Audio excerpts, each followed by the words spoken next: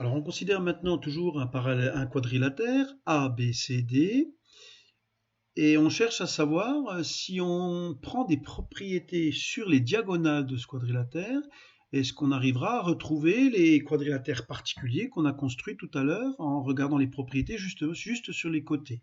Dans la première vidéo, on a essayé de faire que les côtés soient parallèles, on a créé des angles droits, donc on a regardé des propriétés qu'à propos des côtés.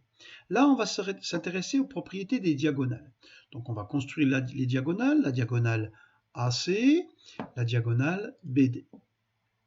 Alors on pourrait se dire, que se passe-t-il si on s'arrange pour que les diagonales soient perpendiculaires? Que se passe-t-il? Les diagonales perpendiculaires.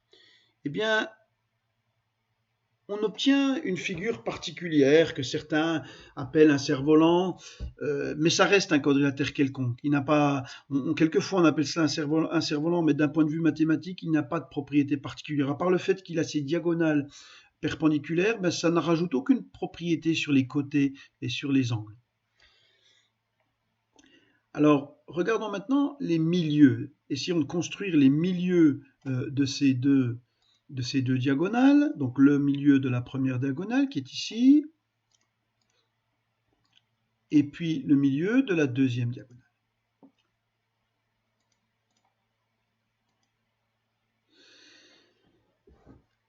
Si on cherche à faire coïncider les milieux, que va-t-il se passer?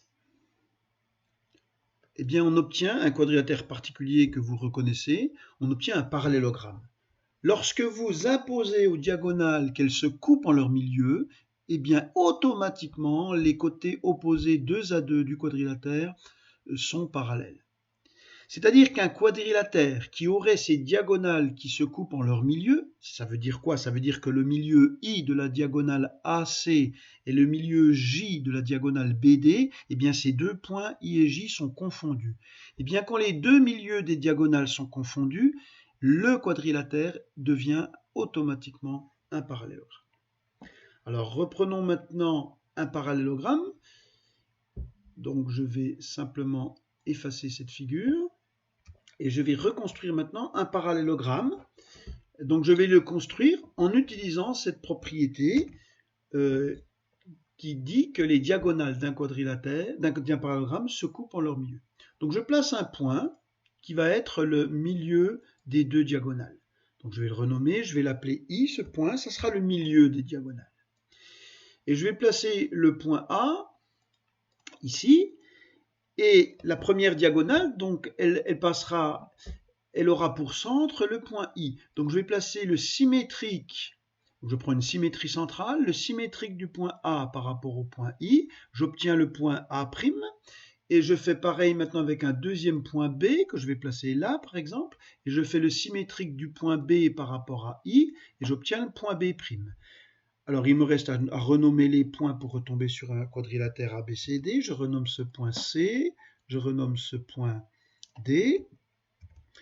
Et je peux donc tracer, cette fois-ci, le parallélogramme ABCD. Je suis sûr que c'est un parallélogramme, puisque je me suis arrangé, par construction, je me suis arrangé pour que les diagonales se coupent en leur milieu.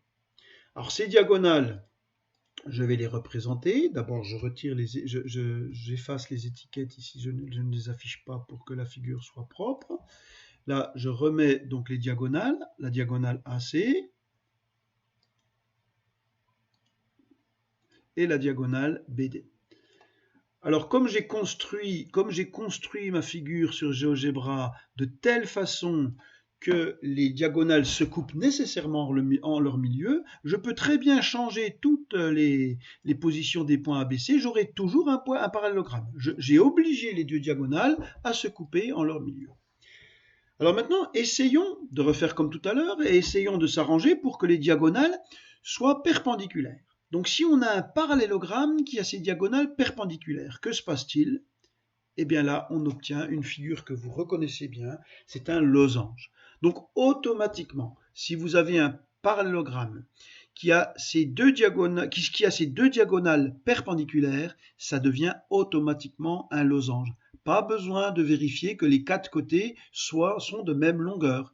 C'est automatique. Donc ça, c'est la figure qui nous le montre. Hein. On le voit sur la figure, mais ce n'est pas une démonstration. Il faudrait le démontrer, ce résultat. Un parallélogramme qui a deux diagonales perpendiculaires est un losange.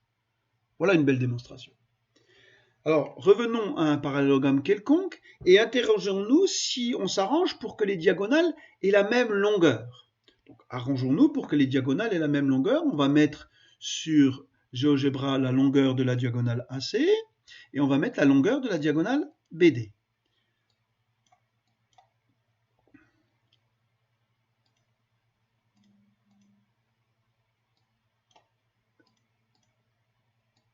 Voilà. Le périmètre là, c'est une erreur. Donc j'ai AC et j'ai BD. Donc là, on voit très bien que les diagonales n'ont pas la même longueur. Maintenant, je vais m'arranger pour déplacer un point de telle façon que les diagonales aient la même longueur. Donc je ne modifie que la diagonale AC. Je m'occupe très peu d'ailleurs de la position. Ce qui m'intéresse seulement, c'est la longueur. À peu près. À peu près. Voilà, bon, à peu près.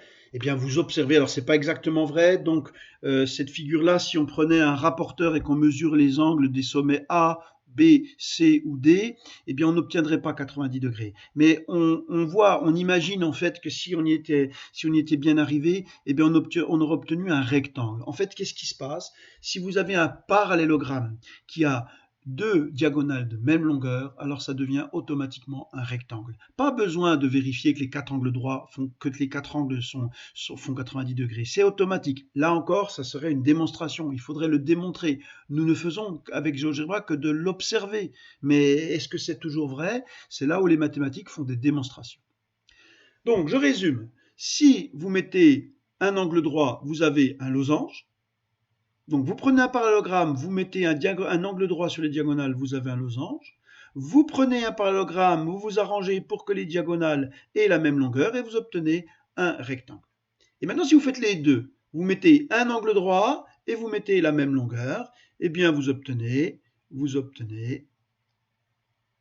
le voyez arriver, vous obtenez un carré. Donc, un parallélogramme qui a ses deux diagonales perpendiculaires et de même longueur devient un carré. La connaissance de toutes ces propriétés, aussi bien du point de vue des angles, des longueurs des côtés que des diagonales, ça vous permet de faire des démonstrations. Donc avec ce chapitre sur le repérage, où vous savez calculer les coordonnées des milieux et où vous savez calculer des distances avec les formules, eh bien vous allez pouvoir, rien qu'en connaissant les coordonnées de 4 points A, B, C, D, vous allez pouvoir démontrer que c'est un losange, que c'est un carré, que c'est un rectangle, que c'est un trapèze, que c'est un parallélogramme. Voilà, donc ça va être l'objet des exercices que vous allez faire dans ce chapitre. Merci.